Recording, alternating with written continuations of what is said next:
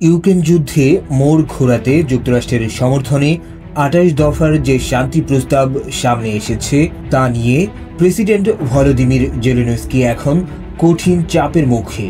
ব্লুমবার্গের তথ্য অনুযায়ী ওয়াশিংটন এমন একটি খসড়া চুক্তি তৈরি করেছে যা রাশিয়ার সঙ্গে পরামর্শ করেই প্রস্তুত করা হয়েছে। জেলেনস্কি মনে করছেন এই প্রস্তাব ইউক্রেনের জন্য বিব্রতকর এবং তিনি তা ঠেকানোর চেষ্টা চালাচ্ছেন। এদিকে জেলেনস্কির প্রশাসনের ভেতরেও চাপ বাড়ছে। দেশের ভেতরে কয়েকজন রাজনৈতিক নেতা তার শক্তিশালী সেনা প্রধানকে পদচ্যুত করার দাবি তুলেছেন, যা তার উপর রাজনৈতিক চাপ আরও তীব্র করছে। ইউক্রেন রাশিয়া যুদ্ধ দীর্ঘায়িত হওয়ায় নতুন করে আন্তর্জাতিক কূটনৈতিক উদ্যোগ দেখা গেলেও শান্তি প্রক্রিয়া কোন পথে যাবে তা এখন অনেকটাই কিয়েভের অবস্থান এবং ওয়াশিংটন মস্কো আলোচনার উপর নির্ভর করছে।